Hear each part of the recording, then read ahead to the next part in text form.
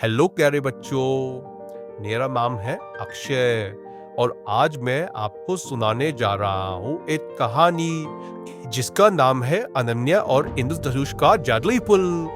बहुत समय पहले एक छोटी सी पहाड़ी बस्ती में रहती थी एक प्यारी, होशियार और जिज्ञासु बच्ची अनन्या। अनन्या की आंखों में सपने हमेशा चमकते रहते। उसका सबसे बड़ा सपना था एक दिन इंद्रधनुष के पार जाना। रोज जब बारिश के बाद आसमान में रंग बिरंगा इंद्रधनुष बनता, वो घंटों छत पर बैठकर देखती रहती। वो सोचती क्या इंद्रधनुष के उस पार कोई जादुई दुनिया होती है। एक शाम बारिश थम चुकी थी। आसमान में एक बेहद खूबसूरत इंद्रधनुष चमक रहा था। अनन्या उस दिन देर तक उसे निहारती रही।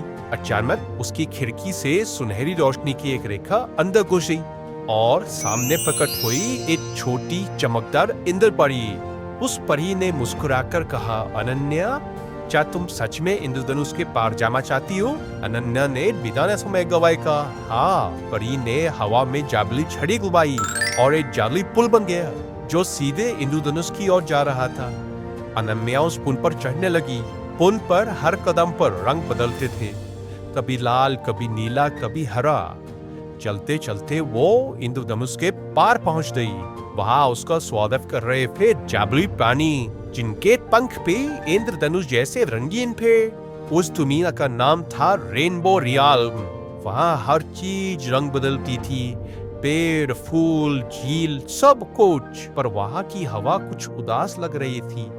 एक रंगहीन पक्षी मिस्टो अनन्या के पास आया। उसने कहा, हमारा रेनबो क्रिस्टल चोरी हो गया है।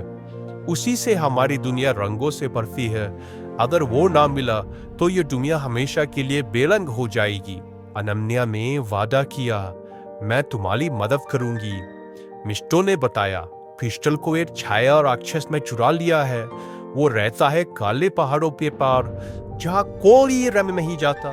बच्चों, अब अगर आगे की कहानी सुननी है तो इस वीडियो को लाइक करो और इस चैनल को सब्सक्राइब करो। कर दिया? Thank you. तो चलो कहानी में आगे बढ़ते हैं। अनन्या ने यात्रा शुरू की।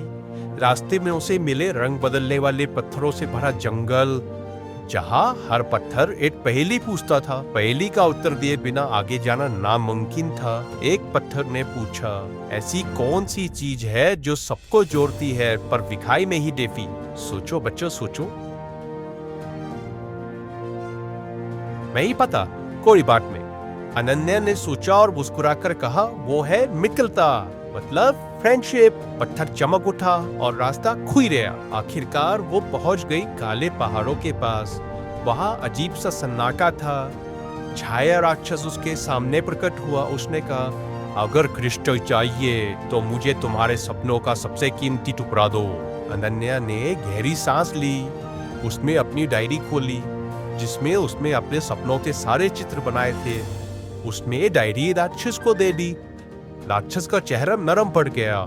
उसने कहा, तुम सच्चे दिल वाली हो, ये रहा क्रिस्टल। अनन्या ने क्रिस्टल वापस रेनबो रियाल्म में पहुंचाया। जैसे ही क्रिस्टल अपनी जगह पर रखा गया, पूरी दुनिया फिर से रंगों से भर गई। परियां गाने लगी, पक्षी नाचने लगे। इंद्र परी ने उसे एक चमकता पत्थर दिया और बोला, जब भी तुम्हें लगे कि तुम्हारे सपने खो गए हैं, इस पत्थर को हाथ में लेना, तुम्हारे सपने दोबारा लौट आएंगे। अनन्या ने खुशी खुशी इंद्रधनुषी पुल पर वापसी की। अभी सुबह जब वो उठी, उसकी खिड़की पर वो चमकता हुआ पत्थर रखा था।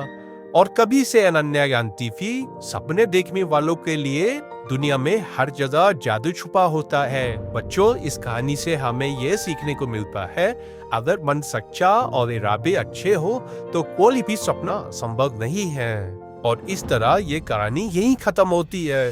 तो मिलते हैं अगली वीडियो में किसी और कहानी के साथ। बाय बाय प्यारे बच्चों।